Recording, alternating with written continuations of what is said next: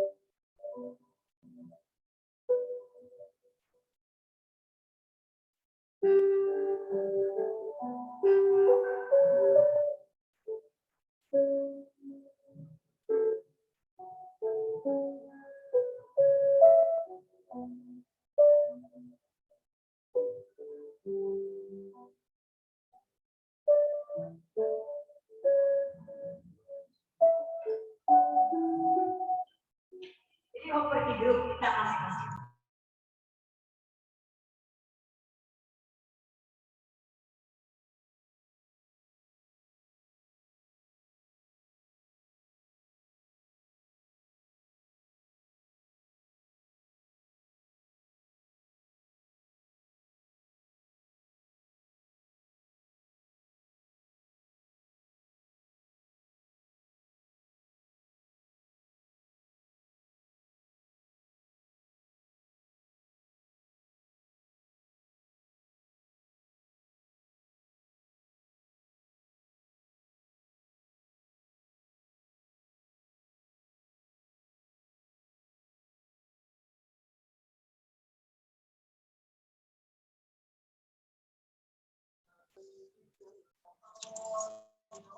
Assalamualaikum.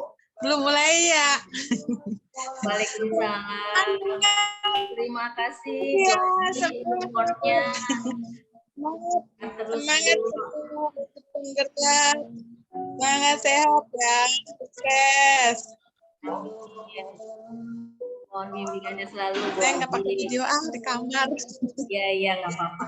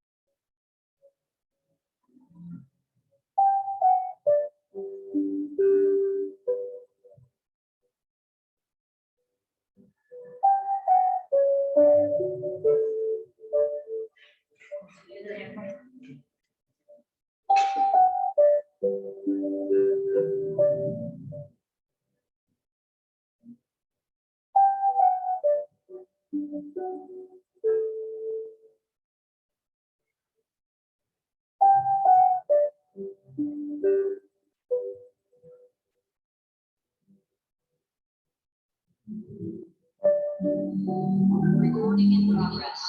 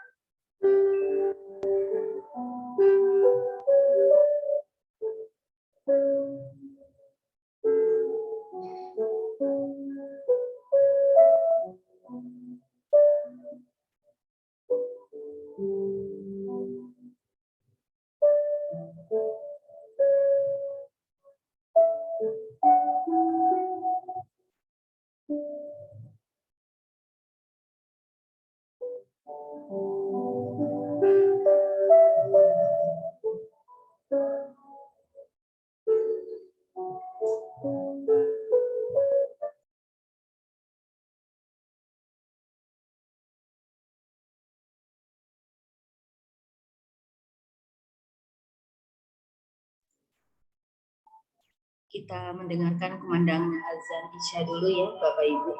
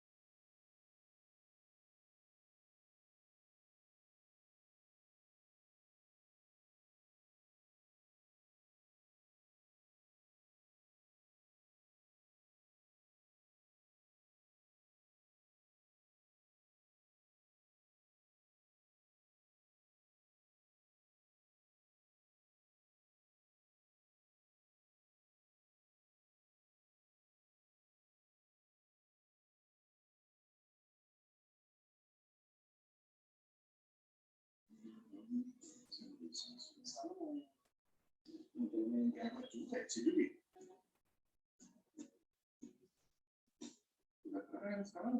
penggantinya cantik juga. Masa cuma tahu dari mana? Tingginya itu sendiri. Kaget. Paling.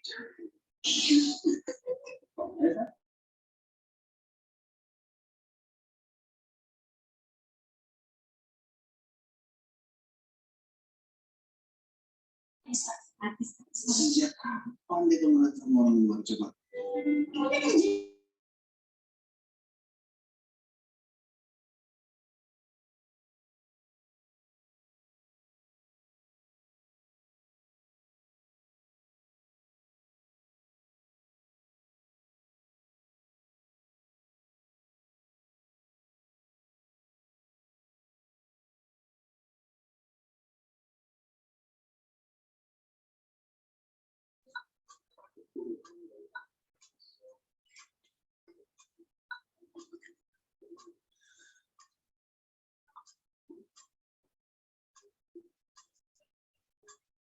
Baik, cek. Assalamualaikum. Bagaimana suara saya terdengarkah? Jelas Bu Linda. Iya, baik. Baik Bu Yulia dan kawan-kawan guru hebat Kota Tangerang. Waktu sudah bukan jam 19.15 ya. Mungkin sudah sebagian besar sudah banyak yang menunaikan ibadah sholat Isya. Sudah kita bisa mulai ya Bu Yulia ya. Iya, siap Bu Linda. Mohon izin untuk Bapak Ibu guru hebat, kita mulai kegiatan kita di malam hari ini sertai hujan rintik-rintik. Mudah-mudahan suasananya memang agak enak untuk di dalam rumah ya, tapi ini di dalam rumah yang produktif. Mudah-mudahan kegiatan kita hari ini bisa menghangatkan sekaligus membawa pencerahan. Baik Bapak Ibu guru hebat, izinkan saya menyapa semuanya. Assalamualaikum warahmatullahi wabarakatuh. Waalaikumsalam warahmatullahi wabarakatuh. Salam bahagia untuk Bapak Ibu guru dimanapun berada. Hari ini kita akan berselancar secara virtual. Mudah-mudahan selancar kita pada malam ini membawa pencerahan. Selamat datang kepada Bapak Yusuf. Alhamdulillah sudah berkenan tampak di layar kita. Penyemangat buat Korwil Pinang. Semangat ya Pak. Alhamdulillah ya. Ya, baik Pak. Kami baru saja buka. Kita lanjut ya Pak ya. Baik. Ya. Bapak Ibu guru hebat, dengan izin Allah, alhamdulillah hari ini kegiatan kita sosialisasi budaya positif yang digagas oleh komunitas guru gugus 2 akan kita sama-sama telaah bersama nanti. Ada hal apa saja yang akan kita nikmati bersama dalam mungkin kita santai ya Bu Lia ya, dalam hidangan malam ini. Malam ini kita dihidangkan oleh budaya positif apa sajakah itu? Baik Bapak Ibu guru, perkenankan selamat datang kembali kepada Bapak Yusuf Korwil Pinang, Bapak Yusuf SPDMM, sosok yang penyemangat buat kami. Alhamdulillah beliau selalu mendukung dan mensupport kami. Terima kasih Bapak Yusuf. Dan kepada yang terhormat Ibu Kepala Sekolah se-Korwil Pinang, terima kasih. Ada di sana kami lihat Ibu Haji Kasnia, Ibu Muraya dan masih banyak lagi. Semoga Bapak Kepala Sekolah dan juga Bapak Korwil senantiasa selalu sehat dan berkah, salam bahagia. Dan tak lupa juga saya menyapa untuk Bapak Ibu guru hebat Korwil Pinang, juga di sini kami lihat ada dari Tangerang, ada juga dari Cibodas, ada juga dari ternyata beberapa perwakilan dari setiap kecamatan ternyata ini ada, alhamdulillah. kita bisa bersinergi bersama di malam yang dingin ini, tapi insya Allah membuat kehangatan buat kita dalam mendapat ilmu tentang sosialisasi budaya positif. Mari Bapak Ibu kita buka saja kegiatan kita dengan membaca basmalah. Bismillahirrahmanirrahim. Izinkan saya menjelaskan tentang tujuan kegiatan sosialisasi ini. Adapun tujuannya yaitu mewujudkan budaya positif dan meningkatkan semangat belajar yang bertanggung jawab dan berdisiplin bagi murid dimanapun berada. Ini sebagai investasi kita nanti. Selanjutnya, bagaimana sih singkatnya komunitas guru gugus 2? Komunitas guru gugus 2 ini digagas, diketuai oleh ketua umumnya adalah Ibu Yulia Wardani MPD, seorang yang energik, semangat, senantiasa berkolaborasi bersama kami. Gugus 2 ini, komunitas Gugus 2 ini sebagai wadah para pendidik dari Gugus 2 yang memiliki semangat dan kepedulian yang sama serta resonansi yang searah terhadap transformasi pembelajaran melalui interaksi secara rutin dan terprogram. Tentunya hal ini berkat dari bimbingan dan dukungan dari Bapak Korwil kita, Bapak Yusuf SPDMM. Terima kasih Pak atas supportnya untuk kami. Dan selanjutnya Bapak Ibu guru hebat, izinkan saya mengingatkan kembali untuk mengisi daftar hadir, jangan lupa karena sangat bermanfaat buat kami. Dan kegiatan ini sesungguhnya adalah sebagai aksi nyata dari kegiatan guru penggerak kami. Beberapa teman yang ada di sini ada Bu Yuli Wardani MPD, Ibu Siti Nihla, Ibu Marisa Samsiah, Ibu Juliah Rianti, dan saya Linda Fajriah. Adalah calon guru penggerak angkatan 5. Mudah-mudahan bisa membersamai kita semua dan bersinergi untuk pembelajaran yang lebih bermakna. Mungkin itu saja pembuka dari saya. Selanjutnya, mari Bapak Ibu kita sempurnakan duduk kita. Kita buka kegiatan kita dengan menyanyikan lagu Indonesia Raya. Silakan Ibu Yulia Wardani.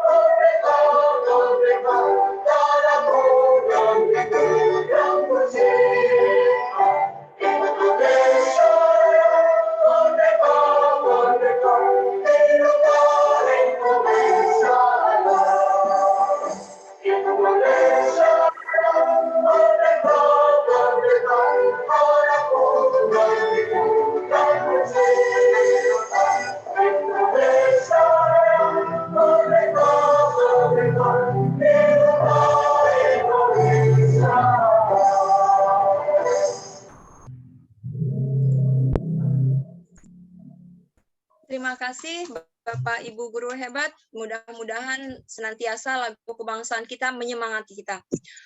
Berkenan kepada Bapak Yusuf SPDMM, sang penyemangat kita, pencerah buat kita, memberikan sambutan dan arahannya sekaligus sebagai doa pembuka untuk kegiatan kita kali ini. Diperkenankan kepada Bapak Yusuf SPDMM, kami persilahkan dan dengan layar yang sudah tersiap. Silakan Pak. Assalamualaikum warahmatullahi wabarakatuh. Waalaikumsalam warahmatullahi wabarakatuh. Alhamdulillahilladzi hadana ila siratal mustaqim Muhammadin wa ala alihi wa sahbihi ajma'in. Yang saya hormati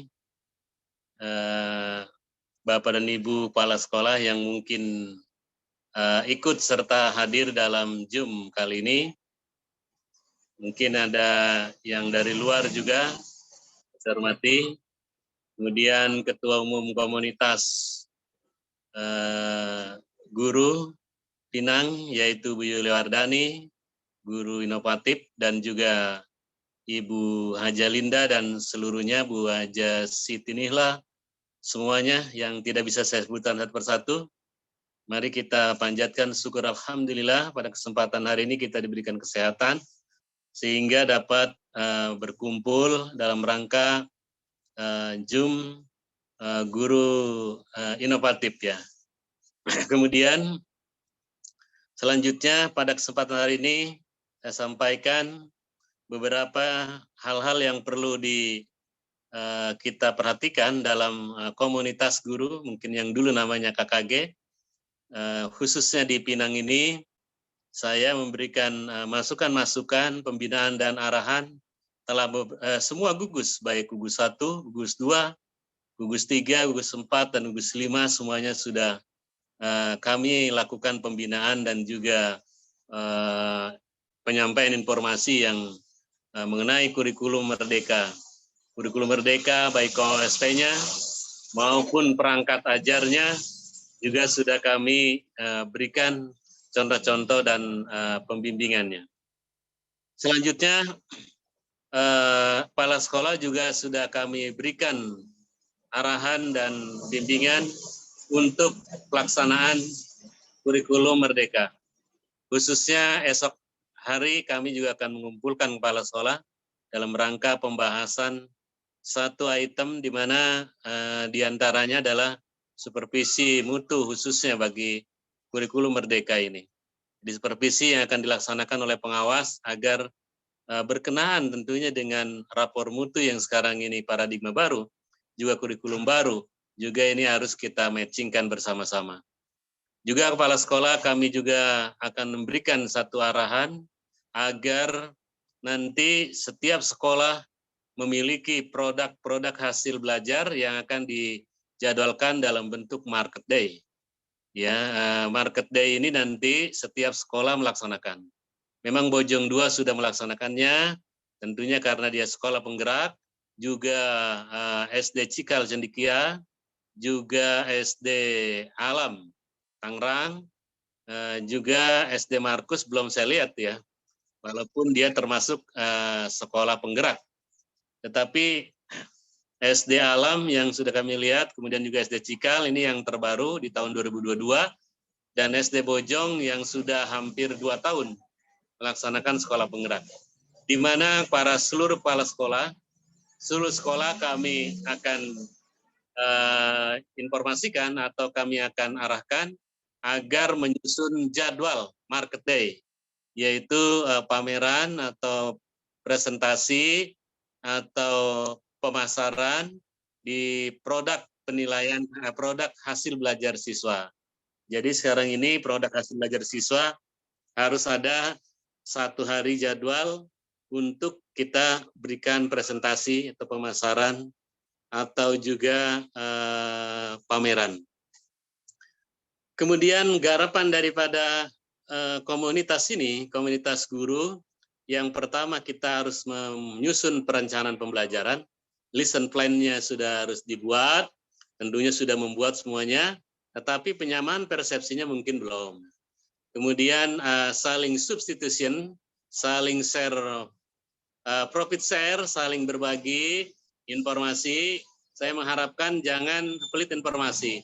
Jangan dibiarkan guru-guru kita tidak memahami mari kita adakan tutor sebaya dalam komunitas ini. Oleh sebab itu, perencanaan pembelajaran, lesson plan, yang harus digarap dalam komunitas ini, diantaranya adalah program tahunan, kemudian program semester, kemudian silabus, kemudian juga modul ajar, atau mungkin RPP, kemudian juga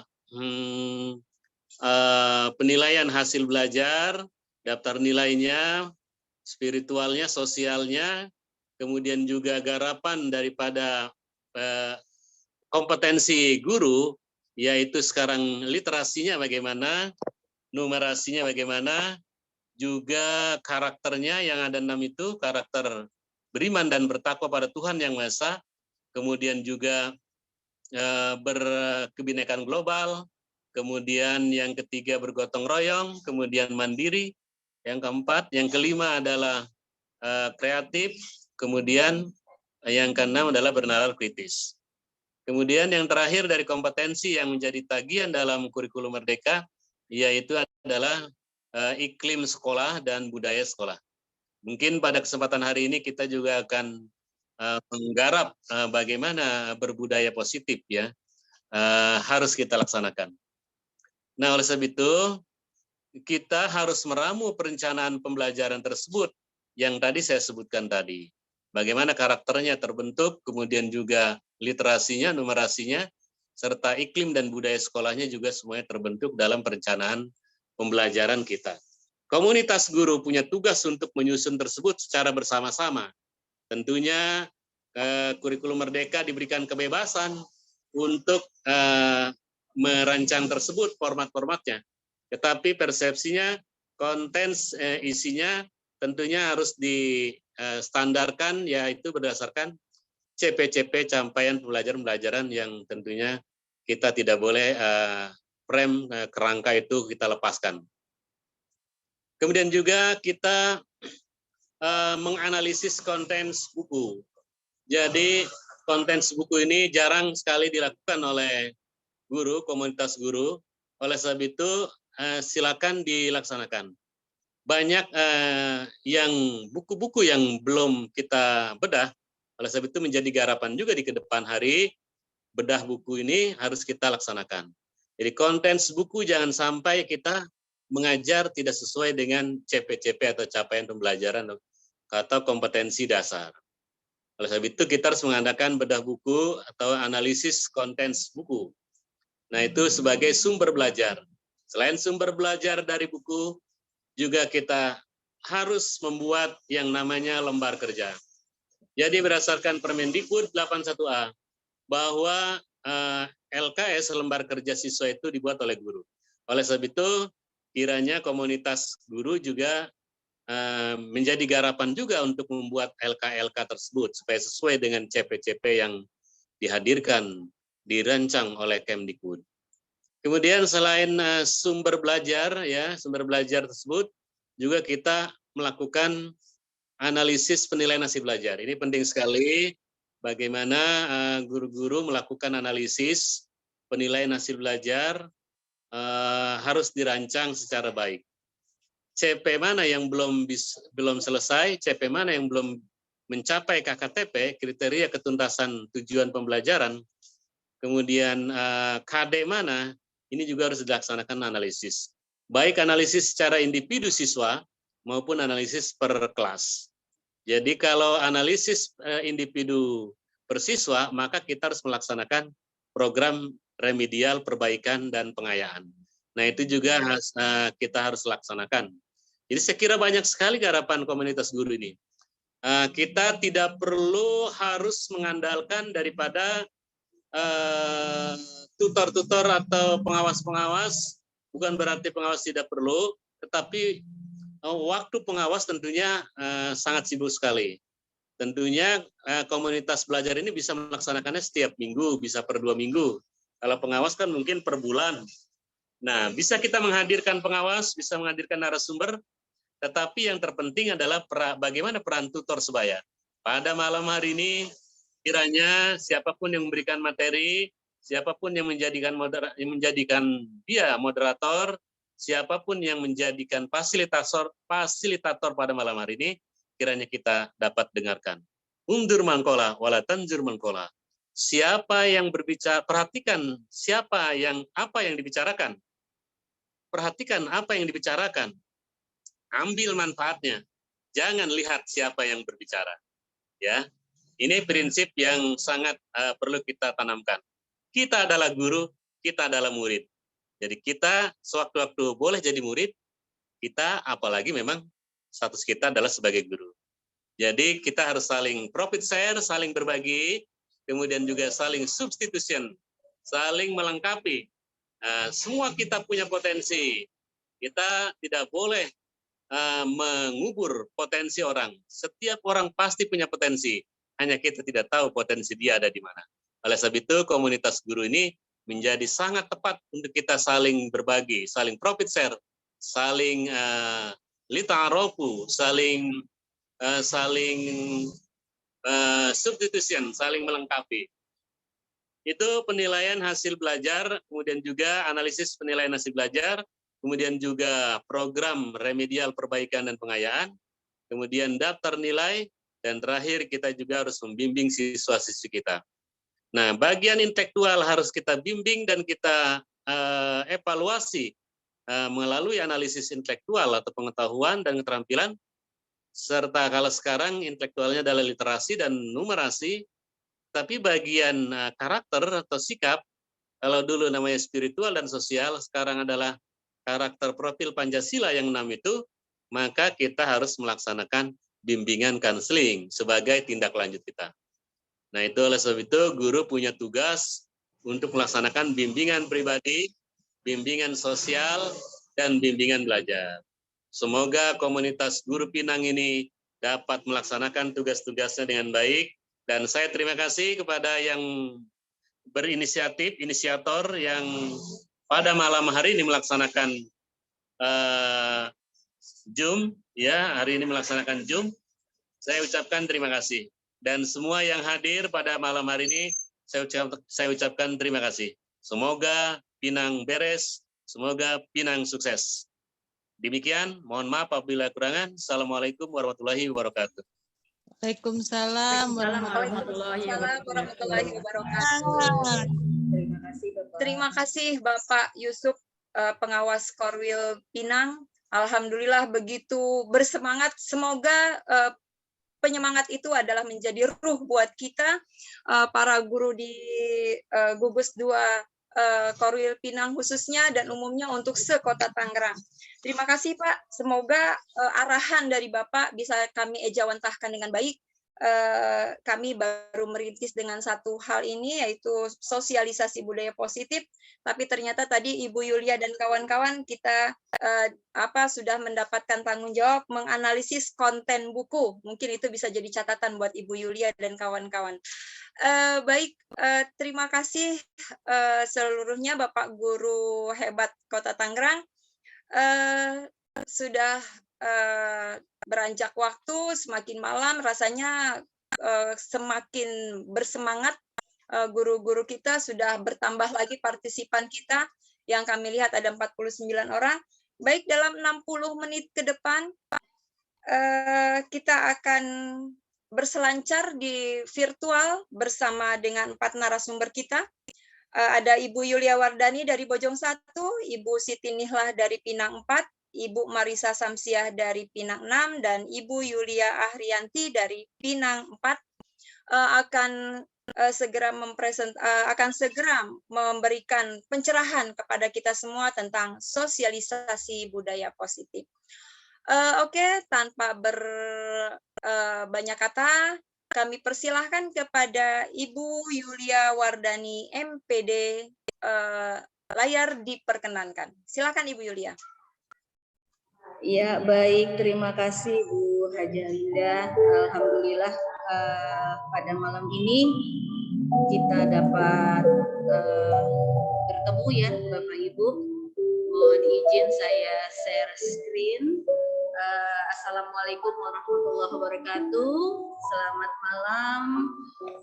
Terima kasih Pak Yusuf atas motivasinya malam ini dan pencerahannya.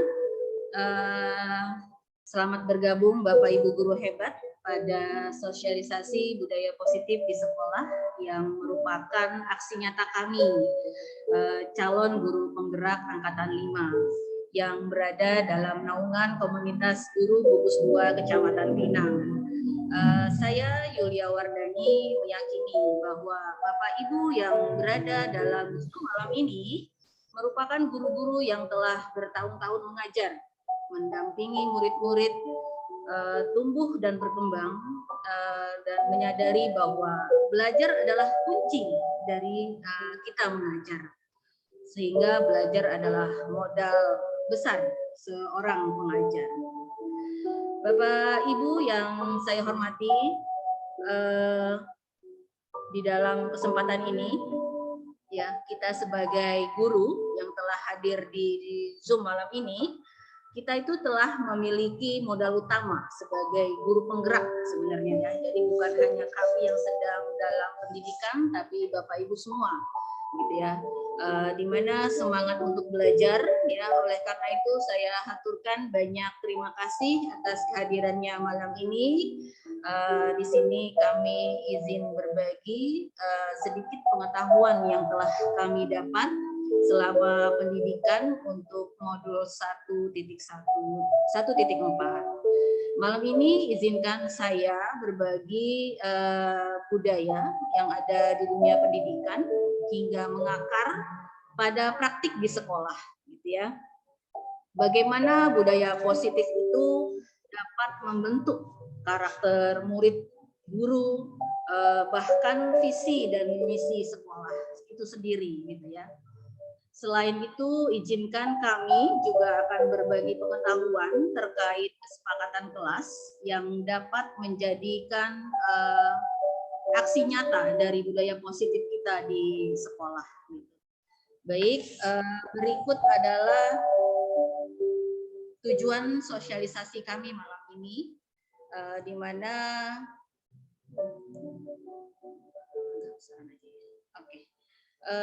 peserta diharapkan nanti memahami konsep pendidikan yang diusung oleh Bapak pendidikan kita, yaitu Ki Hajar Dewantara, yang dihubungkan dengan konsep budaya dan lingkungan positif di sekolah yang berpihak pada murid. Peserta pun diharapkan nanti melakukan evaluasi dan refleksi tentang praktik disiplin dalam pendidikan untuk mendapatkan pemahaman yang baru mengenai konsep disiplin positif ya, untuk menciptakan murid dengan profil pelajar Pancasila. Baik, Bapak Ibu, rasanya tidak elok kalau saya hanya berbicara gitu ya. Mohon partisipasinya nanti di kolom chat, boleh ditulis. Bapak Ibu setuju kalau yang hukuman itu dapat mendisiplinkan anak? Mohon monitornya ya Bu Wajilinda, karena saya share screen jadi saya nggak bisa lihat nih jawaban Bapak Ibu semua. Ya, kira-kira gimana nih? Ya, Bapak Ibu setuju atau tidak apabila hukuman itu dipakai dapat mendisiplinkan anak? Bu Yulia Wardani, mohon maaf saya izin live ya, ada kegiatan ya.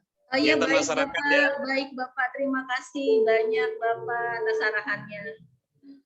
Oke, Ya, ya. selalu, Assalamualaikum Bapak. warahmatullahi wabarakatuh. Waalaikumsalam warahmatullahi wabarakatuh. Oke, Pak. Oke, Bu Haji Linda, bagaimana? Jawaban dari teman-teman saya nggak bisa lihat.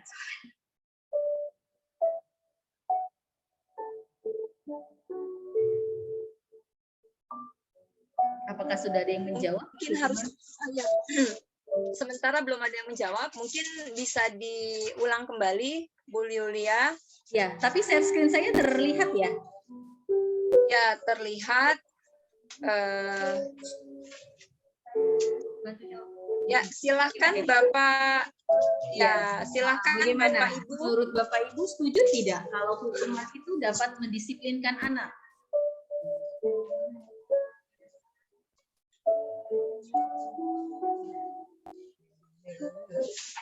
Belum tampak, mungkin sedang berusaha memberikan jawaban terbaik ya. Ada Ibu Asyifa Nurbaiti berkata tidak setuju. Iya, baik Ibu Asyifa tidak setuju. Ya, selanjutnya yang lain silahkan Ibu Kurtini. Saya tidak setuju. Oke, Bu Kurtini, sahabat saya nih ketika di UT. Ya. Kehadirannya. Iya, Ibu Lisna mengungkap ke saya tidak setuju, Bu. Iya, baik Ibu Lisna. Belum ada yang jawab setuju ya. Oke, baik. Iya. Memang kita guru-guru baik hati ya, Ibu Linda. Baik, yang kedua sekarang nih. Oke. Oke, lanjut setuju dengan pemberian hukuman ya, dengan hal positif seperti membaca atau membersihkan halaman sekolah itu dapat meningkatkan disiplin anak. Gitu. Setuju atau tidak ya? Iya. Setuju. Oh, ada Pak Retno nih. Setuju. Untuk yang pertanyaan kedua, ya. Kalau itu hukuman yang positif, setuju. Oh, yang kedua ya. Baik. Iya, yang kedua. Ibu Hajah Kasniah ya, setuju. Ya, oke, makasih Bu. Ibu Dini, terima kasih Bu Dini. Setuju, kata Ibu Dini. Oke, baik. Bagaimana yang ketiga nih? Ya. Memberikan penghargaan yang dapat meningkatkan motivasi belajar anak. Setuju atau tidak, Bapak Ibu? Ya, untuk yang ketiga kadang perlu hukuman untuk mendisiplinkan anak. Hukum apa ini? Oh, ini kata Pak Rizky, saya setuju. Bu Lisna setuju, Bu Kurtini saya tidak setuju. Oke, baik Bu Haji Linda. Tadi ada Rizky ya, Pak dari Insan Kamil bukan? Ya, boleh open mic? Boleh open mic Pak Rizky atau Bu Rizky? Ya, Rizky Novaldi dari SD Insan Kamil, betul? Ya, silakan Pak Rizky. Boleh open mic Pak Rizky? Apa Bu Rizky? Iya. Bu Rizky. Iya, Bu. Iya. Oh ya, Bu Rizky ternyata. Ya. Bu Rizky atau Miss Nova boleh, Bu. Ya. Oh, begitu ya. Ya, gimana Bu? Menurut Ibu tadi yang setujunya nih yang mana nih? Yang 1, 2 atau 3? Yang nomor 1. Nomor 1. Iya. Hukuman dapat mendisiplinkan anak. Iya. Gimana? Kadang hukuman bisa sih buat mendisiplinkan anak, tapi hukuman yang bagaimana dulu gitu. Mungkin hukuman yang bisa berupa hal-hal yang positif yang anak mungkin bisa mereminder kalau misalnya kita dapat hukuman ini lagi besok berarti kita berulang lagi dong dapat hukuman lagi begini gitu. Jadi mungkin anak jadi nggak akan mengulang lagi gitu. Kalau dilihat dulu konteksnya ya. Nah, dilihat dulu konteksnya hukumannya seperti apa. Apakah misalnya mungkin kalau di sekolah muslim bisa dengan cara anak itu harus berzikir 50 kali atau menuliskan zikir dalam bahasa Arab. Mungkin jadi melatih anak supaya bisa menulis dalam bahasa Arab. Kemudian juga anak dapat tahu tulisannya bagaimana gitu. Jadi hukumannya tidak hanya sekedar hukuman gitu. Oke, baik. Terima kasih banyak Bu Rizky. Ya, sama-sama Bu. Ya, selamat datang Pak Dr. Andes Nur Halim, Ketua Gugus kita. Oke, saya lagi nyantai nih ya. Iya Pak. Baik, ya. Kalau saya sih barusan yang dikatakan Ibu yang baru turun yaitu setuju gitu. Artinya disesuaikan dengan konteksnya ya. Konteks atau keadaan itu yang kayak gimana gitu. Kalau emangnya konteksnya seperti Bu yang barusan itu mendidik tapi tidak memberatkan, maksudnya begitu ya. Tidak menjas atau gitu ya, memalukan ya? Gitu ya. Dalam artian tetap itu tujuan mendidiknya itu lebih kuat begitu ya. Ya, itu saya kira bisa diterapkan dengan catatan bukan hukuman fisik ya. Betul. Kalau hukuman fisik kan udah nggak berlaku ya. Ya. Kalau hukumannya tujuannya untuk mendidik, ya, tapi tidak memaksakan, itu boleh sih sebenarnya. Setuju saya kalau seperti itu, Mas. Baik. Kira itu ya tambahan ya. Iya, baik Pak Dr. Andes Nur Halim atas tanggapannya. Terima kasih Bu Rizky. Baik Bapak Ibu sekalian, ya kita lanjutkan paparannya. sekarang saya ingin mengajak bermain Bapak Ibu semua, ya. Andaikan nih, Bapak Ibu adalah orang A, gitu ya. Kalau ada kertas di samping Bapak Ibu, boleh diambil kertas tersebut, gitu ya. Secari kertas, kemudian tulis satu benda kesayangan Bapak Ibu. Atau kalau nggak ada, bolehlah dibayangkan saja ya, ada kertas. Oke, kemudian tuliskan atau bayangkan satu benda kesayangan yang sangat berharga. Ya. Dan letakkan benda itu, atau lagi megang kertas, boleh kertasnya dipegang, kemudian digenggam seerat-eratnya seperti digambar gitu ya. Oke, ditunjukkan ke saya, boleh ke kamera. Oke. Kemudian dengan segala daya upaya, pokoknya itu dipegang sekuat-kuatnya, gitu ya. Nah, kemudian ada teman kita nih di samping mencoba sekuat tenaga membuka, ya, pingin tahu nih apa sih gitu ya yang dipegang, yang di dalam tadi itu apa gitu ya. Terus merayu, membujuk, mengancam mungkin, menghardik atau menyuap, apalah pokoknya supaya yang di kepala kita ini dibuka. Oke, Bu Rizky sudah ditulis Bu Rizky? Benda kesayangannya sudah digenggam erat? Sudah, alhamdulillah, baik. Pak Nimin. Bolehlah Bu Lia, saya yang merayu Bu Rizky. Boleh siapa ini? Bu Linda. Oh, nggak boleh jangan. Siapa nih yang mau merayu Bu Rizky nih? Pak Nimin mungkin? Atau Pak Retno? Pak Retno, oke, silakan Pak Retno. Tolong dirayu Bu Rizky agar mau membuka kepalan tangannya. Menghilang. Ayo Pak Retno. Oke, siapa nih? Bu Nur mungkin? Bu Nur Hayati? Jauh-jauh dari Ciledug nih ke Pinang. Ayo Bu Nur, silakan Bu Nur dirayu Bu Rizky-nya agar mau. Bu Rizky ya? Iya, Bu Rizky. Ya. Bu Rizky. Iya, Bu. Boleh nggak Bu Rizky? Saya minta yang ada di genggaman Bu Rizky. Kurang, Bu, rayuannya kurang. Apa sih? Oke, Bu Rizky. Nih, saya punya uang nih Bu Rizky nih. Boleh nggak saya bayarin? Itu yang di genggaman Ibu apa sih? Bikin saya penasaran. Boleh tahu dulu nggak uangnya berapa, Bu? Waduh, Bu Rizky maunya berapa? Saya turutin dah. Yang penting Bu Rizky bisa menyerahkan yang ada di genggaman dengan Bu Rizky. Saya maunya nominal uang baru, Bu. Iya, berapa? Tinggal disebutin Bu Rizky. Nanti saya serahkan. Saya transfer, Bu.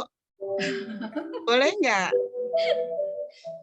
Buat Ibu apa sih yang nggak boleh? Boleh. Alhamdulillah. Gimana Bu Lia? Akhirnya tergoda juga Bu Rizky. Sukses ya. Sukses saya. Ya, orang Ciledug Jawara deh. Oke, baik. Ternyata kena ya rayuan orang Ciledug nih, Bu Rizky. Oke, jadi sesungguhnya siapa yang memegang kontrol barusan nih, Bapak Ibu? Kalau seperti itu mah saya dong Bu. Karena Bu Rizky tidak tidak kuat mempertahankan genggaman tangannya. Iya, betul sekali. Tapi seharusnya seperti apa tuh, Bu? Seharusnya Bu Rizky, genggaman tangannya sangat berharga nggak Bu Rizky? Yang ada di dalam Bu Rizky. Sangat berharga banget. Nah, kenapa dengan rayuan pemberian uang terus Bu Rizky serahkan kepada saya?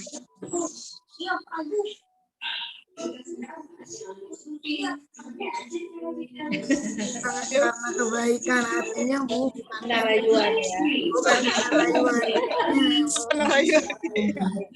Ya udah, silakan Bu Lia, gimana? Terima kasih Bu Rizky. Baik. Sebenarnya ya Bapak Ibu, sebenarnya yang memegang kontrol itu harusnya adalah kita, ya, diri kita sendiri. Bu Rizky mungkin bisa bantu saya kan ya. Ya, terima kasih. Ya, jadi sebenarnya yang memegang kontrol itu harusnya diri kita. Setuju ya? Atas kepalan tangan kita, gitu ya.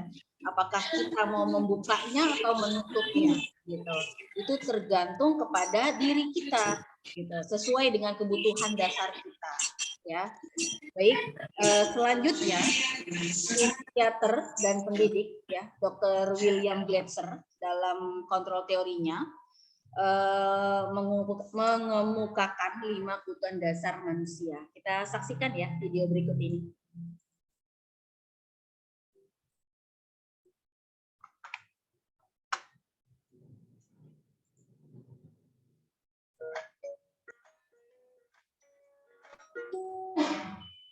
Salam dan bahagia Ibu dan Bapak guru hebat. Untuk membangun budaya sekolah yang positif, dengan lingkungan yang aman dan mendukung murid untuk menjadi pribadi yang berdaya, seimbang, dan bahagia, salah satu upaya yang dapat dilakukan oleh guru adalah salam dan bahagia Ibu dan yang mendasari perilaku murid. Pada video kali ini, kita akan membahas tentang 5 kebutuhan dasar manusia.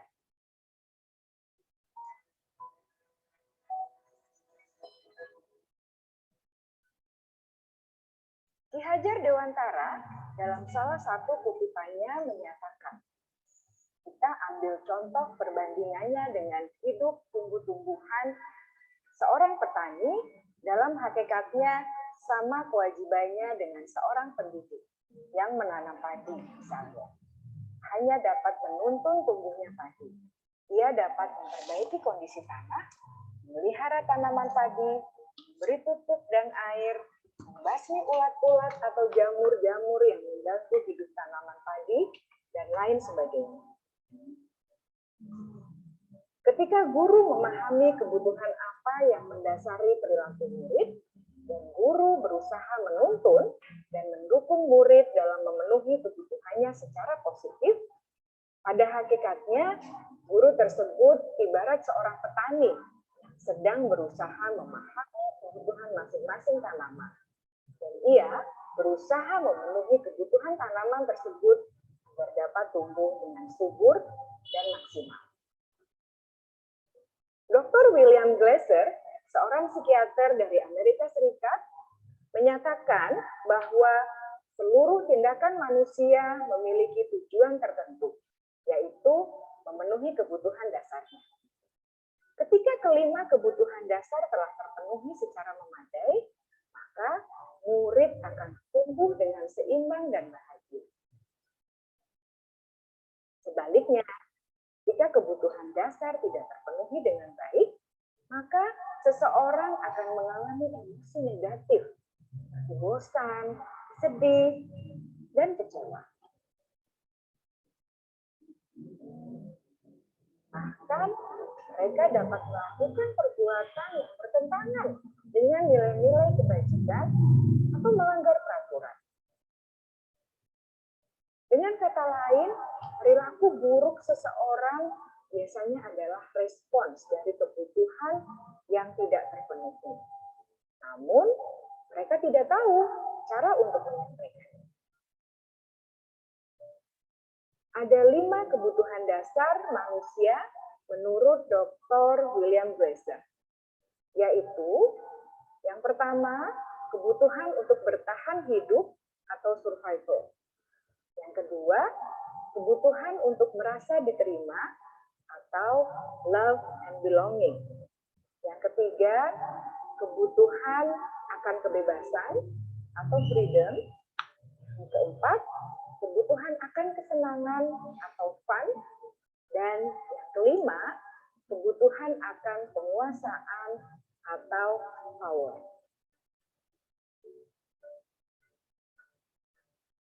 Kebutuhan dasar yang pertama adalah kebutuhan yang bersifat fisiologis untuk bertahan hidup atau survival. Misalnya, kesehatan, rumah, dan makanan. Kebutuhan biologis sebagai bagian dari proses reproduksi, termasuk kebutuhan untuk tetap bertahan hidup. Kebutuhan untuk merasa aman juga termasuk dalam kebutuhan.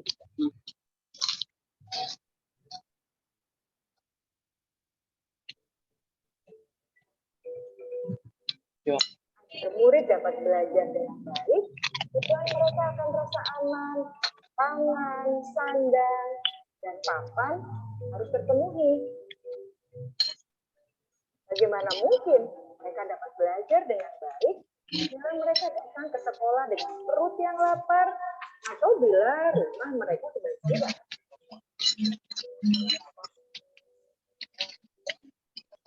Setelah kita mengetahui kebutuhan pertama yang sebagian besar bersifat fisiologis, mari kita lihat kebutuhan kedua sampai kelima yang semuanya berhubungan dengan psikologis. Orang-orang rumahan. Mari kita lihat kebutuhan yang kedua, yaitu kebutuhan akan kebutuhan diterima oleh kelompok Tidak ada lain, makan produk lain. Bapak.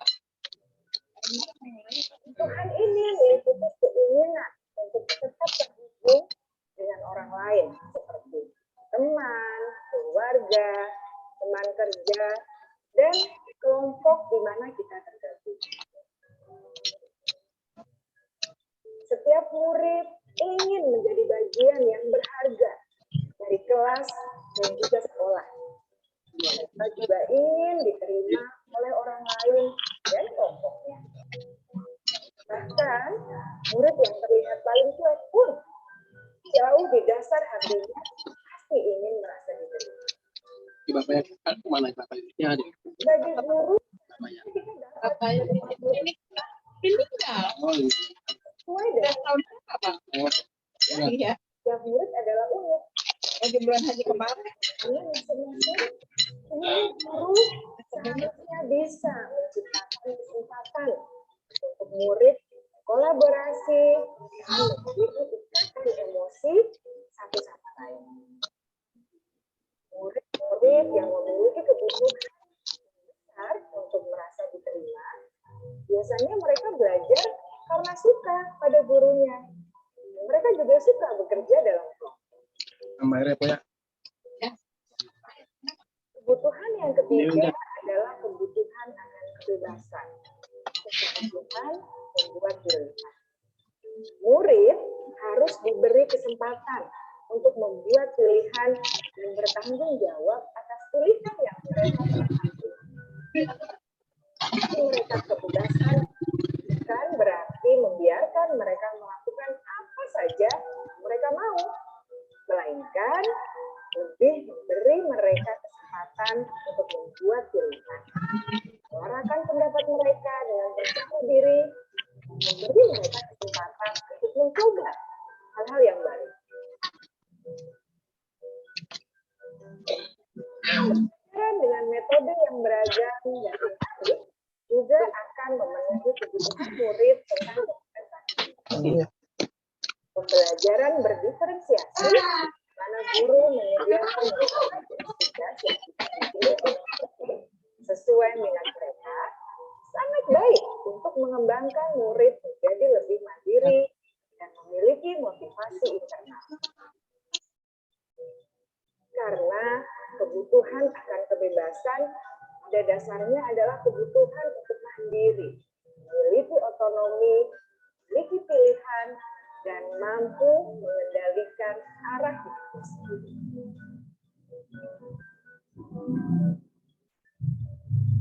Kebutuhan yang keempat adalah kebutuhan akan kesenangan. Bayangkan Bapak Ibu, hidup tanpa rasa senang. Betapa menyedihkannya. Glasser menghubungkan kebutuhan akan kesenangan dengan belajar. Jangan sepelekan kebutuhan murid untuk merasa senang di kelas. Sebagai guru, jangan ragu-ragu untuk dengan sengaja memasukkan kegiatan yang menyenangkan dalam kelas. Murid-murid dengan kebutuhan dasar kesenangan yang tinggi ingin menikmati apa yang mereka lakukan. Mereka juga konsentrasi tinggi tinggi saat mengerjakan hal-hal yang disenangi.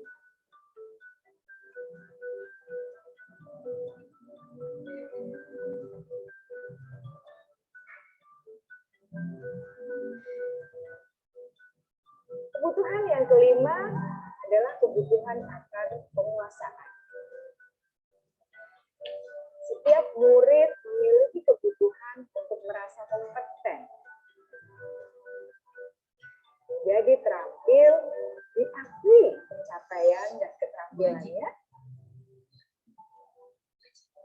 didengarkan, bisa membuat dampak dan pengaruh, dan memiliki rasa harga diri. Mereka sebaiknya diberi kesempatan untuk membuat keputusan tentang hal-hal yang penting dalam hidupnya dan tidak merasa dikontrol oleh sistem sekolah. Dan murid yang telah menginjak usia remaja, seringkali mereka merasa tidak memegang kendali atas kehidupannya sendiri, karena guru kerap kali berpengaruh dalam mengambil keputusan. Murid-murid yang memiliki kebutuhan dasar akan penguasaan yang tinggi biasanya selalu ingin menjadi pemimpin. Mereka juga suka mengamati sebelum mencoba hal-hal yang baru. Mereka juga perfeksionis dan merasa kecewa bila melakukan kesalahan.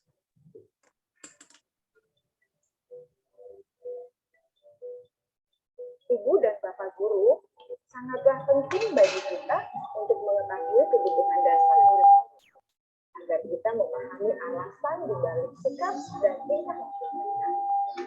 Bila murid berperilaku buruk atau melanggar peraturan sehingga tindakannya tidak sesuai dengan nilai-nilai kebajikan, maka guru harus mencari tahu alasan yang mendasari tindakan tersebut dan kebutuhan apa yang belum terpenuhi. Melalui percakapan dengan guru dalam pendekatan disiplin positif, murid dapat diajak untuk bersikap reflektif dalam mengenali kebutuhan-kebutuhan yang berusaha mereka penuhi dan mendasari tindakan mereka. Jika guru mengabaikan perilaku murid, maka perilaku tersebut akan berpengaruh pada suasana kelas yang kurang kondusif dan akan berpengaruh pada tujuan dari pendidikan itu sendiri. Ibu, Bapak guru hebat, mari kita menjadi guru yang lebih baik dengan memahami kebutuhan dasar murid-murid kita dan senantiasa membimbing mereka untuk menjadi pribadi yang berdaya, seimbang, dan bahagia. Salam dan bahagia, Ibu dan Bapak guru hebat.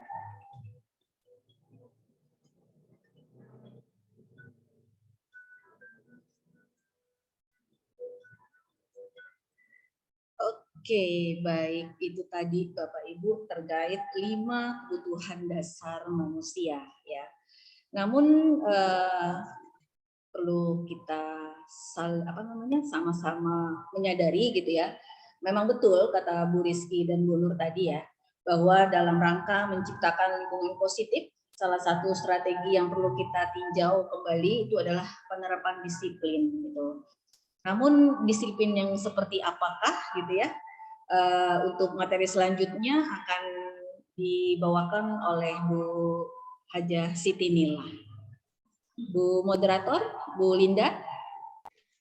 Ya, baik Ibu Yulia Wardani MPD dan Bapak Ibu guru hebat sudah semakin terbakar ya untuk apa itu budaya positif. Tadi kita sudah diperkenalkan dengan 5 kebutuhan dasar. Oke, untuk selanjutnya lebih menggelitik lagi ke dalam budaya positif, dipersilahkan kepada Ibu Hajah Siti Nihlah untuk lebih mempertajam tentang disiplin dan seterusnya. Dipersilahkan waktu dan layar untuk Ibu Hajah Siti Nihlah. Silakan Ibu. Terima kasih kepada Ibu Hajah Linda yang telah memberikan waktunya pada saya.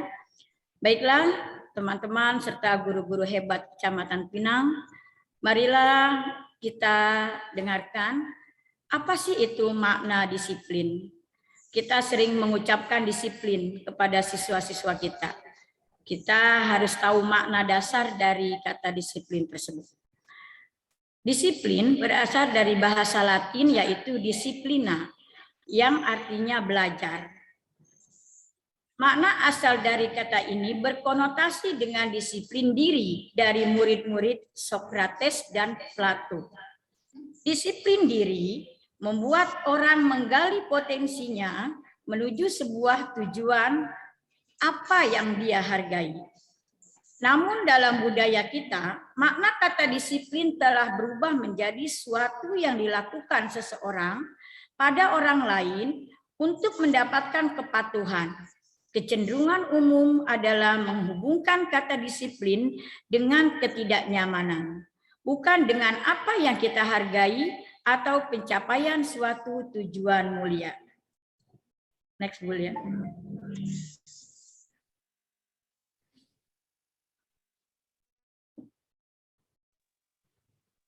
Dari nilai-nilai disiplin itu akan ada nilai-nilai kebajikan yang universal. Nilai-nilai kebajikan adalah sifat positif manusia yang merupakan tujuan mulia yang ingin dicapai oleh setiap individu. Nilai-nilai tersebut bersifat universal serta ada agama maupun latar belakang. Setiap perilaku atau perbuatan memiliki suatu tujuan. Nilai-nilai kebajikan yang ingin dicapai oleh setiap anak Indonesia kita kenal dengan profil pelajar Pancasila. Yang pertama, profil pelajar Pancasila itu yaitu beriman, bertakwa kepada Tuhan Yang Maha Esa, serta berakhlak mulia, mandiri, berpikir kritis, berbinakan global, bergotong royong, serta kreatif. Lanjut, Bu. Kemudian, dari disiplin itu akan ada apa yang namanya restitusi.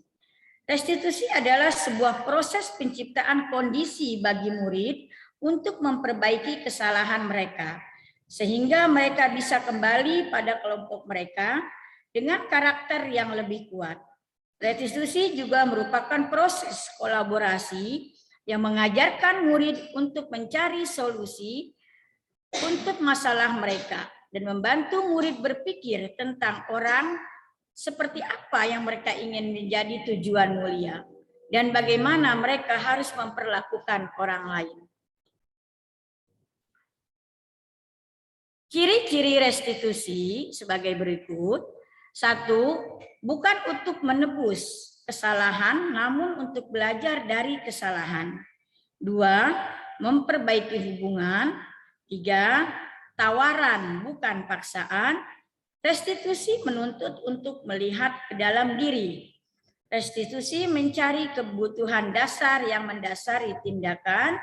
Restitusi diri adalah cara yang paling baik. Restitusi fokus pada karakter bukan tindakan. Restitusi fokus pada solusi. Restitusi mengembalikan murid berbuat salah pada kelompoknya.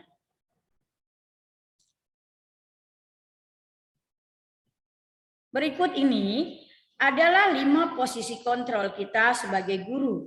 Nanti di mana posisi kita, mari kita saksikan video berikut.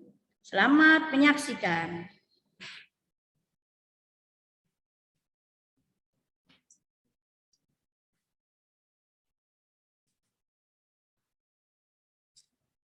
Di sana di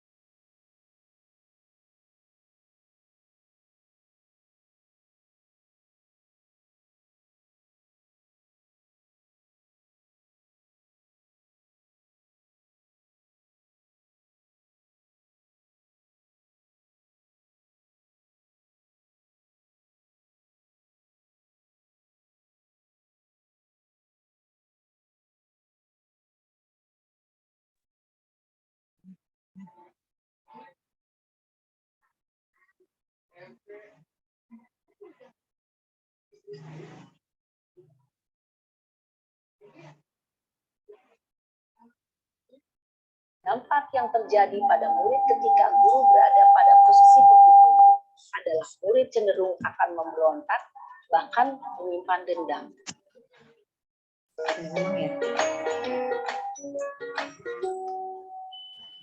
Salam bahagia Ibu dan Bapak guru hebat. Dalam penerapan disiplin positif restitusi, salah satu program yang dikembangkan adalah 5 posisi kontrol. 5 posisi kontrol dalam restitusi adalah proses perjalanan seorang pendidik agar dapat mengenali dirinya. Pada video kali ini, kita akan membahas tentang 5 posisi kontrol yang dikembangkan oleh Diane Gosson dan contoh penerapannya.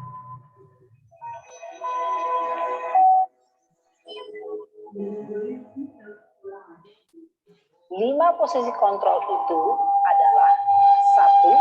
Posisi penghukum. 2. Posisi pembuat merasa bersalah. 3. Posisi teman. 4. Posisi pemantau atau monitor. Dan 5. Posisi manajer. Untuk lebih memahami kelima posisi tersebut, mari kita saksikan kasus Naren yang terlambat hadir 20 menit di sekolah dan melihat bagaimana kelima posisi kontrol dalam menghadapi masalah tersebut.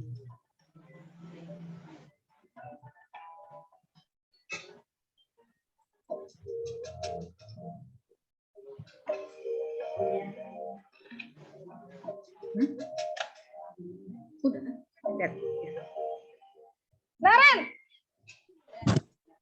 Sini kamu! Selamat pagi, Bu. Selalu terlambat. Kamu deh, pasti terlambat. Saya... Apa? Apa coba? Alasan kamu apa lagi? Kapan sih kamu tidak terlambat? Malas sekali ya kamu jadi anak. Saya... Dasar pemalas. Gak kapok-kapok sih kamu. Sudah berapa kali terlambat? Sana, kamu keliling lapangan basket 2 kali. Kenapa saya harus keliling lapangan basket, Bu? Kenapa? Kamu mau lawan ibu? Berani-beraninya jawab. Sudah terlambat, masih berani jawab pula. Sekarang, keliling lapangan basket 5 kali sekalian. Biar kapok. Cepat. Pergi sana ke lapangan basket.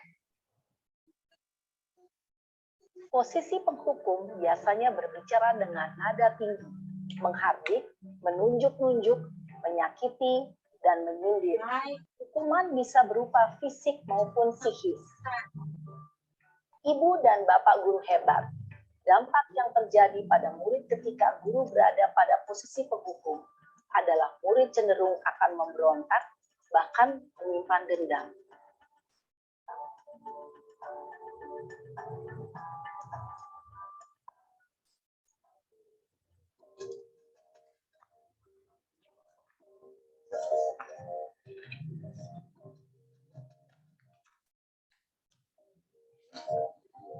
Naren,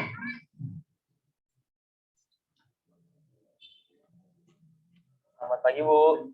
Naren, kamu kenapa terlambat lagi, nak? Ya Tuhan, Naren. Kamu senang ya bikin ibu susah ya? Kalau kamu terlambat lagi, nanti ibu yang ditegur Bapak Kepala Sekolah, nak. Disangka ibu tidak bisa membina kamu. Duh, gimana ini? Maaf, Bu. Duh, Gusti Naren. Kamu suka ya kalau ibu ditegur Bapak Kepala Sekolah? Terus, sekarang ibu harus tulis apa ini di buku absen? Ini kamu sudah sering terlambat loh. Ibu harus apa coba? Maaf, Bu. Maaf sekali. Ya sudah, lain kali jangan bikin ibu susah lagi ya, nak ya. Ibu tidak akan kuat lagi kalau kamu begini terus. Bisa jantungan kalau ibu ditegur Bapak Kepala Sekolah. Sana cepat ke kelas. Maaf ya, Bu. Maaf sekali. Posisi pembuat rasa bersalah berbicara dengan nada tenang, cenderung lembut. Namun kata-kata yang diutarakan membuat murid merasa menjadi orang yang gagal. Memandang buruk dirinya sendiri, merasa tidak berharga, dan tidak sanggup membahagiakan orang lain. Ketika guru mengambil posisi pembuat rasa bersalah, murid akan menganggap dirinya yang bersalah dan ia akan menyimpan emosi negatif tersebut di dalam dirinya.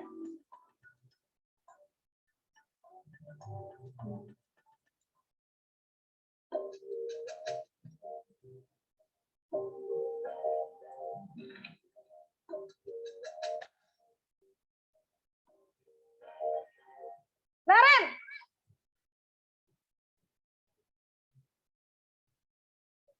Selamat pagi, Bu. Wah, sudah jam berapa ini, nak? Terlambat lagi ya, sayang. Iya, Bu. Habis ibu saya lupa bangunkan saya, Bu. Kamu malah menyalahkan ibu kamu. Kamu bukannya anak yang larinya paling kencang. Kok terlambat sih? Iya, Bu. Saya memang terlambat bangun tadi. Jadi, biarpun saya lari kencang, tetap gak kekejar, Bu. Ya sudah sana. Nanti lain kali larinya lebih kencang lagi ya. Biar gak terlambat lagi. Bikin seneng ibu. Demi ibu. Bisa kan? Bisa lah, Bu. Ya sudah sana masuk kelas. Ibu beresin urusan absen kamu. Kamu ini ada-ada saja.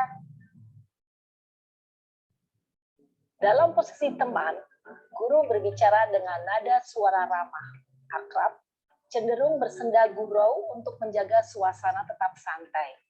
Murid akan merasa senang, aman, dan akrab dengan guru.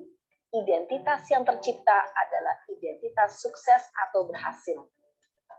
Namun, perlu diingat, karena ini masih dorongan eksternal, maka ada faktor ketergantungan dari murid kepada orang tertentu. Di sini, guru absennya, sehingga di lain waktu, murid bisa berperilaku baik, namun hanya kepada orang-orang tertentu saja.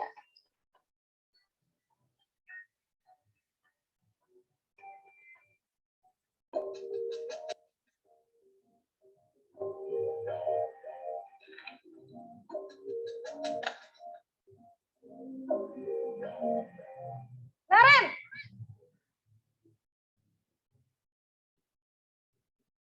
Selamat pagi, Bu. Naren, apa peraturan sekolah kita tentang jam berapa kita harus masuk sekolah, nak? Kita harus di sekolah jam 7, Bu. Iya, betul. Sekarang sudah jam 7.20. Naren sudah tahu konsekuensinya jika terlambat hadir. Paham, Bu. Saya harus tinggal kelas pas jam istirahat selama 20 menit. Iya benar, konsekuensinya demikian. Jadi nanti jam 9.30 pas istirahat, kamu harus tinggal di kelas, kerjakan tugas tambahan untuk ketertinggalan kamu, ya. Baik, Bu. Posisi pemantau mengandalkan penghitungan atau data untuk mengontrol murid. Guru mengarahkan murid berdasarkan peraturan dan konsekuensi. Seorang pemantau menunjukkan bahasa tubuh dan ekspresi wajah yang datar dan cenderung formal.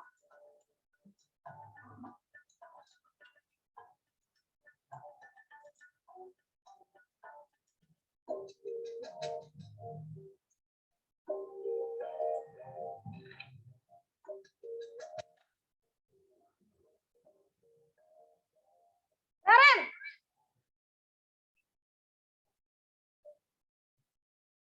Selamat pagi, Bu. Selamat pagi, Naren. Maaf, Bu. Saya terlambat. Iya, sekolah masuknya jam 7, sekarang sudah jam 7.20. Jadi sekarang bagaimana ini, Naren? Maaf, Bu. Saya lupa setel alarm saya semalam. Baiklah, menurut kamu, keyakinan sekolah yang mana yang perlu kamu tingkatkan? Menghargai diri sendiri dan orang lain mungkin ya, Bu. Setuju. Jadi, apakah Naren meyakini prinsip saling menghormati tersebut? Iya, Bu. Saya meyakininya. Apakah Naren bersedia memperbaiki masalah keterlambatan ini? Bersedia, Bu. Bagaimana kamu akan perbaiki masalah keterlambatan ini? Saya akan coba untuk tidak lupa menyetel alarm saya, Bu. Baik, kalau Naren lupa menyetel alarm di rumah, ada orang yang kira-kira bisa bantu mengingatkan tidak? Ada, Bu. Kakak saya, Kak Emma. Ada lagi selain Kak Emma? Selain Kak Emma, ada ibu saya. Baik, jadi yang mengingatkan Naren adalah Kak Emma dan ibu kamu ya. Kira-kira akan mulai setel alarm kapan nih, Naren?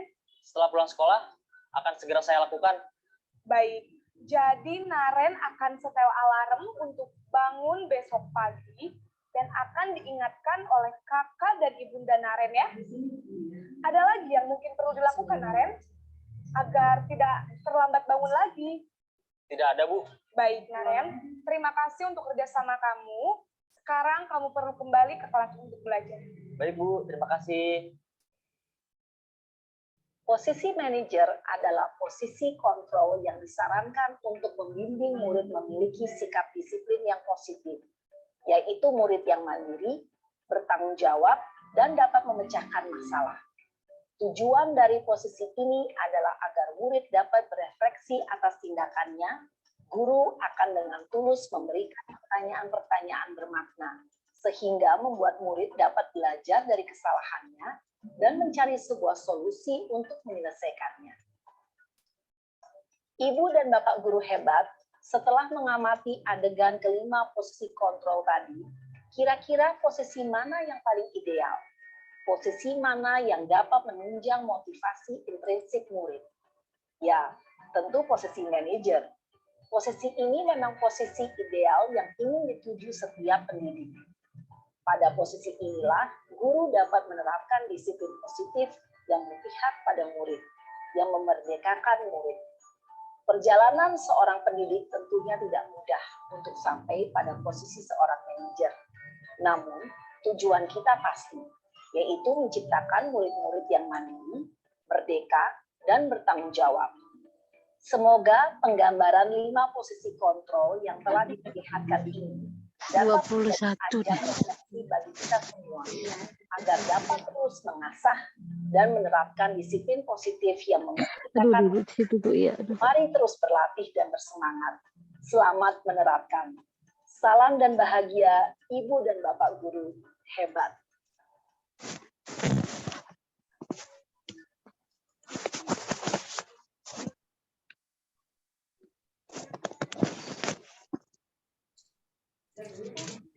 Iya, baik Ibu Siti Nihlah, Ibu Haji Nihlah. Ya, halo. Ya. Baik Bapak guru Ibu, Bapak Ibu guru hebat. untuk paparan Ibu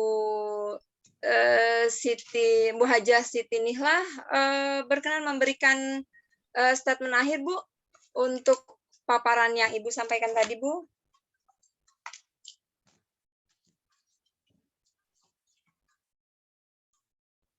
Ya, baik. Sepertinya ada gangguan di Ibu Hajah Siti Nihlah.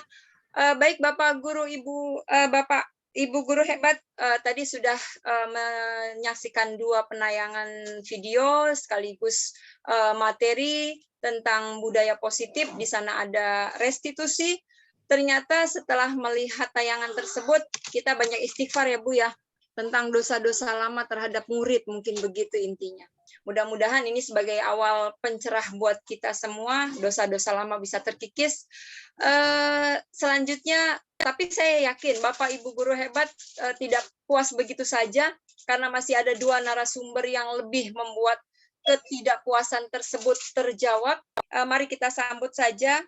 Tadi kita sudah mengetahui kebutuhan dasar manusia, kemudian merestitusi, dan kita bergiat untuk menjadi seorang guru yang mempunyai prinsip manajer. Baik, diperkenankan kepada Ibu Marisa Samsiah SPD untuk selanjutnya menggelitik tentang kesepakatan dan keyakinan yang tadi dipaparkan dalam 2 video di awal tadi.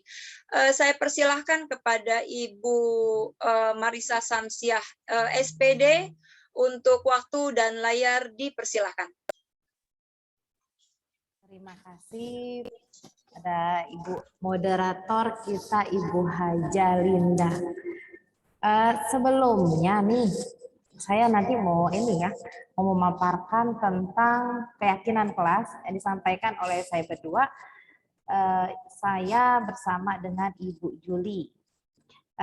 Kita lanjut aja ya Bu Lia. Mengapa keyakinan kelas? Bukan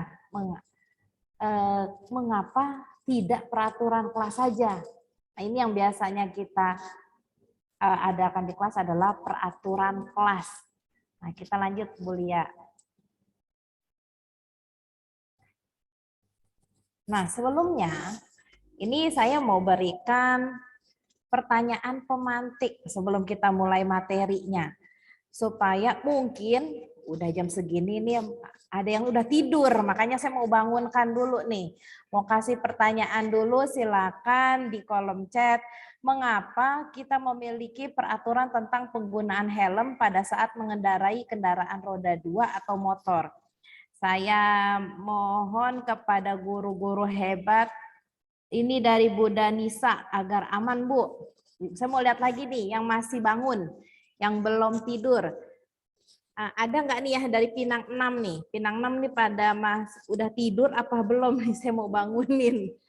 Bu Sri Jayanti, Bu Wiwi Ulandari, supaya tidak kecelakaan. Lebih aman, terima kasih ibu-ibu hebat.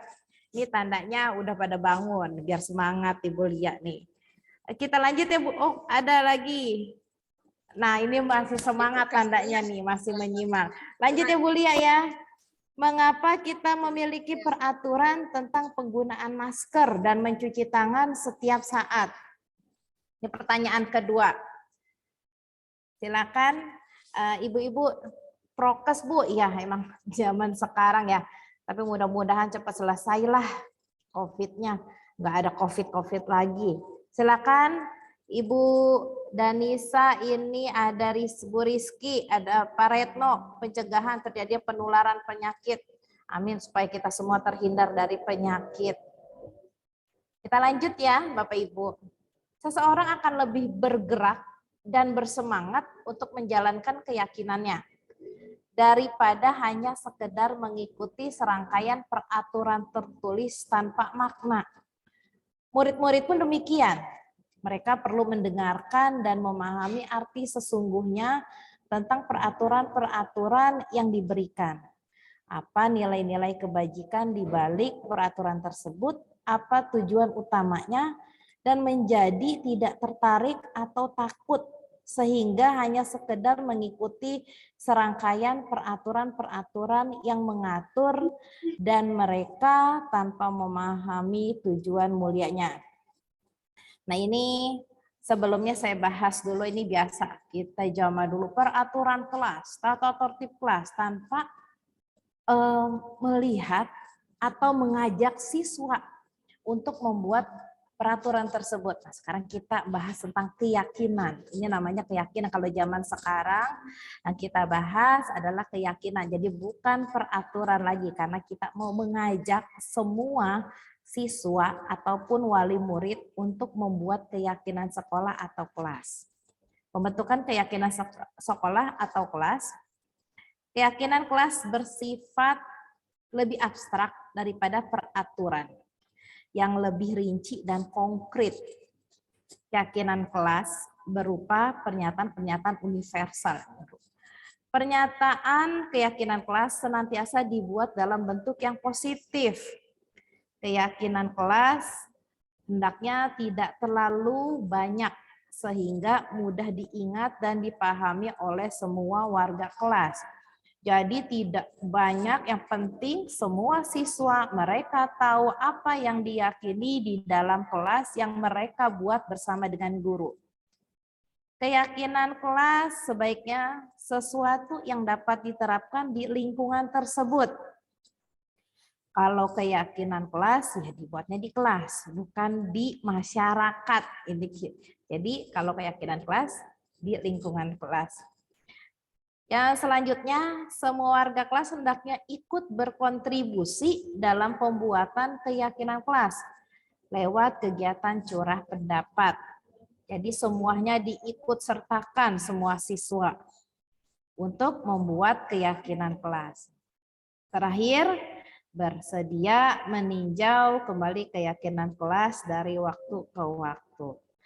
Nah, untuk selanjutnya, Bu Lia, ini untuk prosedur pembentukan keyakinan sekolah atau kelasnya nanti akan disampaikan ke Bu Juli.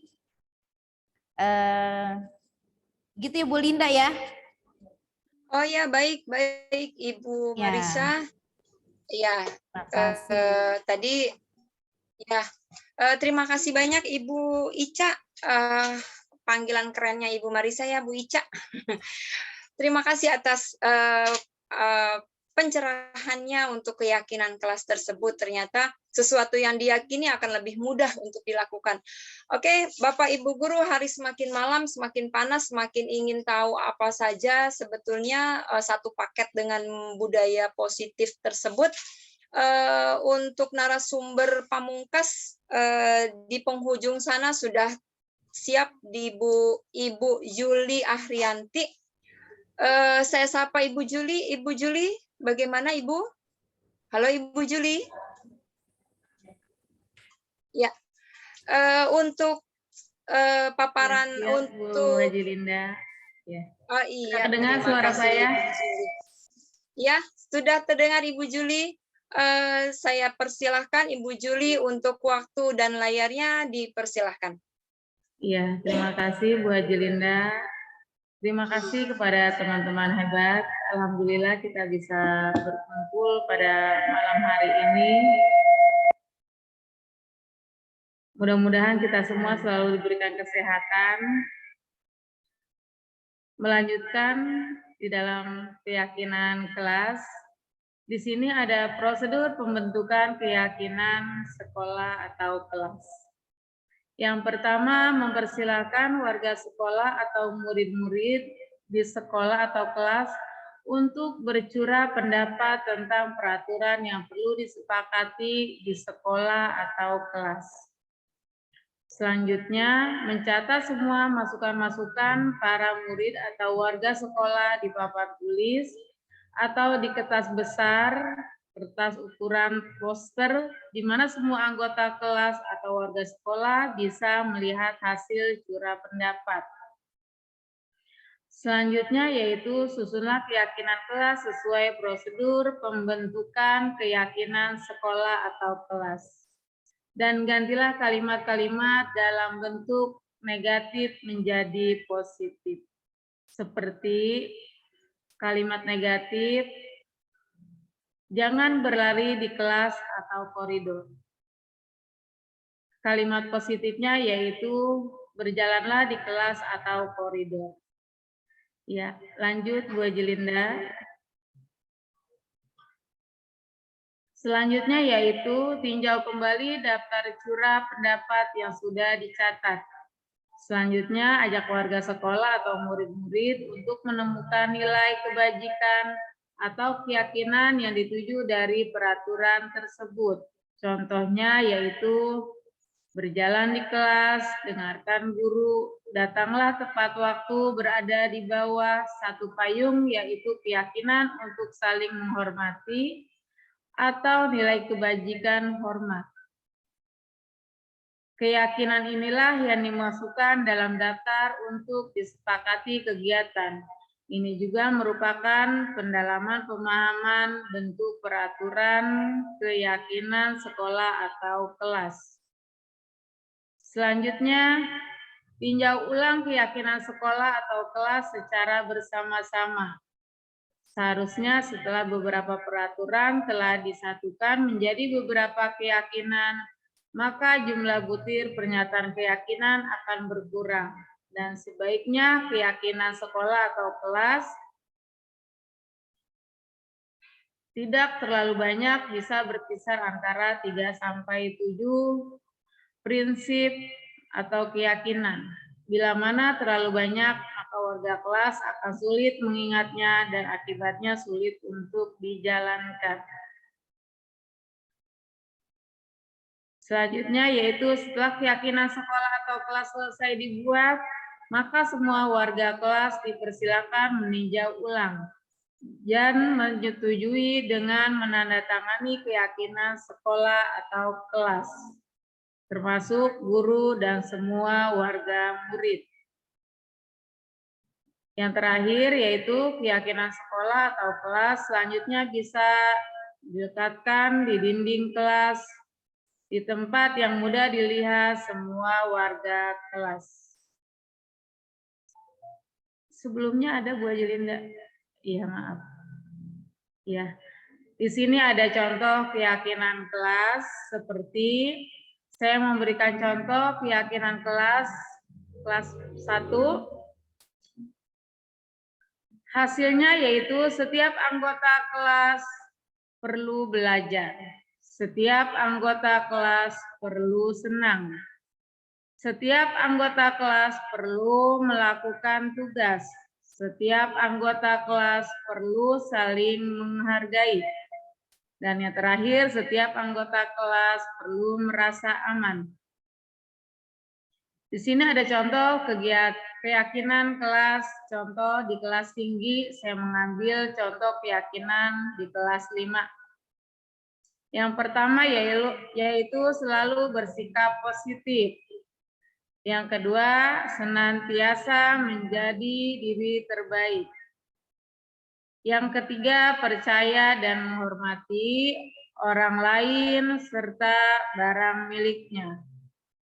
Yang keempat, berkomitmen terhadap setiap tugas. Dan yang terakhir, senantiasa membantu. Di mana contoh keyakinan kelas ini boleh kita dapatkan.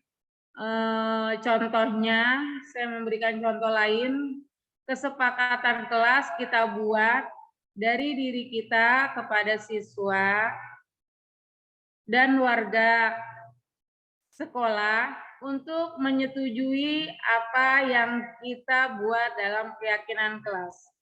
Karena keyakinan kelas itu kita yang menjalankan. Jadi antara keyakinan kelas 1, kelas 2 dan kelas 3 fleksibel boleh berbeda. Karena itu adalah hasil dari kesepakatan masing-masing kelas, guru, dan warga sekolahnya. Seperti itu. Dan yang terakhir, yaitu terima kasih ya. Terima kasih.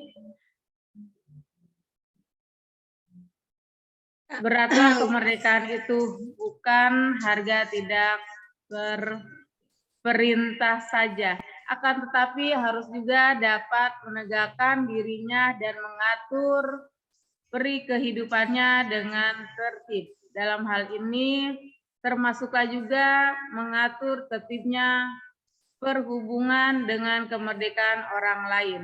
Ini Ki Hajar Dewantara, buku kuning halaman 4. Terima kasih. Mungkin untuk sesi ini ya saya serahkan kepada Bu Ajilinda. Ada tanya jawab mungkin ya saya serahkan. Terima kasih Bu Ajilinda. Ya, terima kasih Ibu Juli sudah memberikan pemahaman yang lebih tajam untuk kita bersama.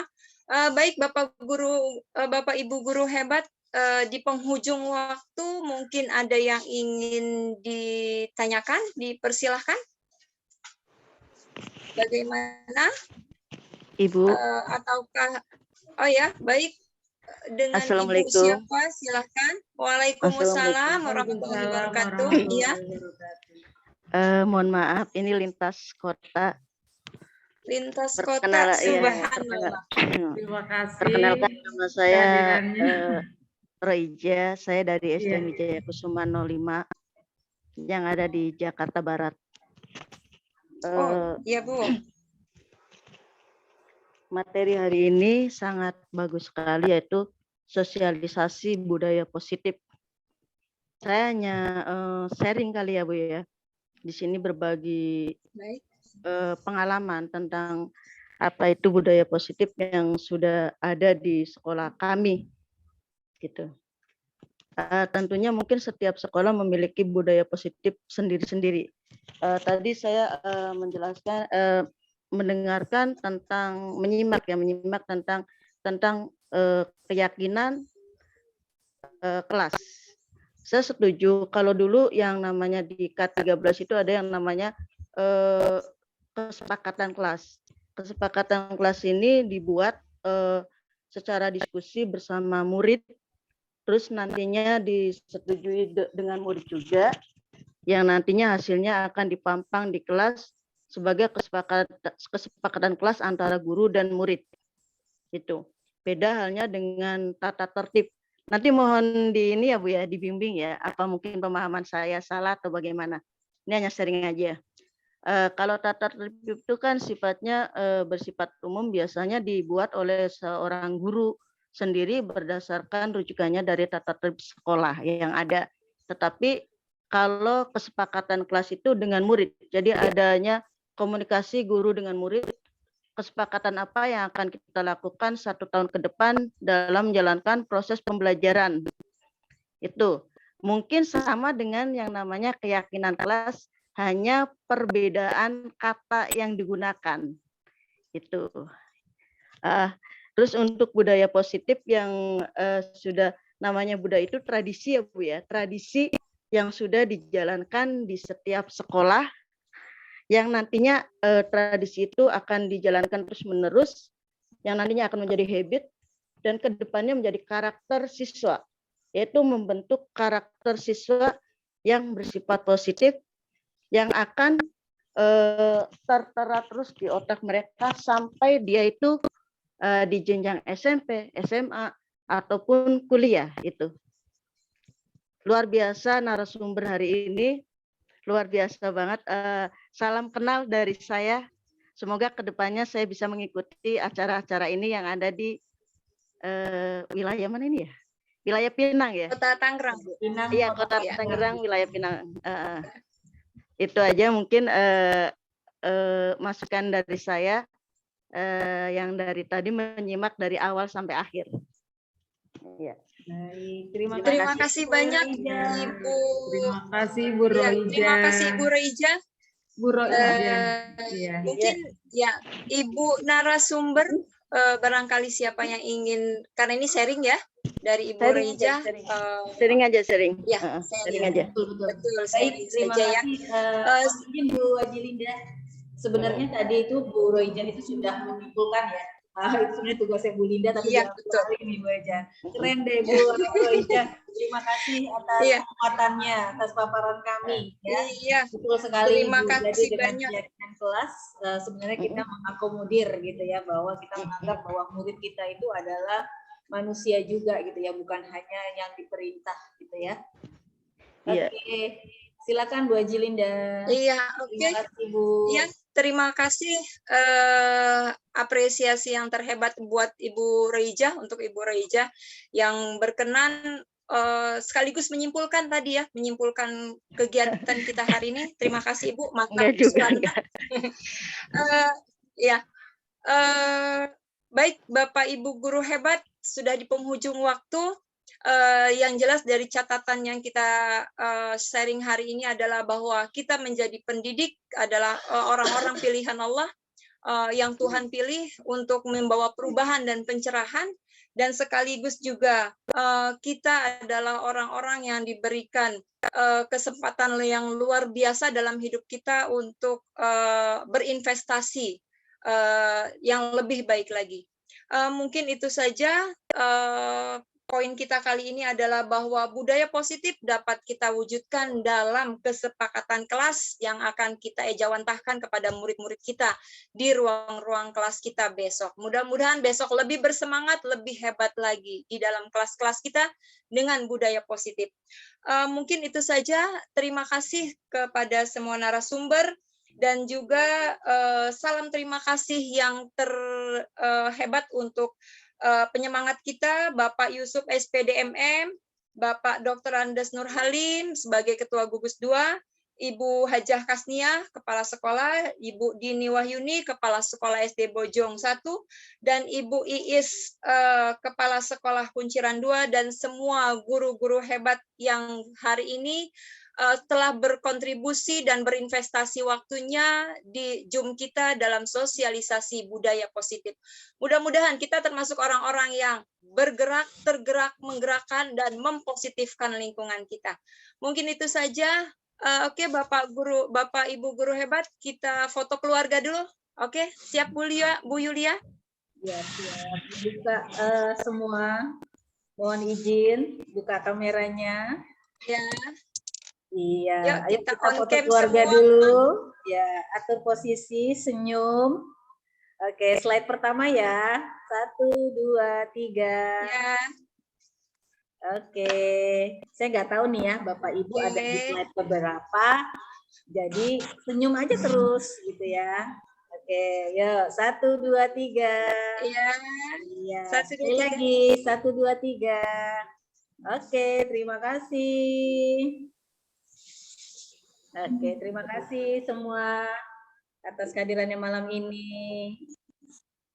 Ya, terima kasih Pak Halim. Pak Guru hebat untuk malam hari ini.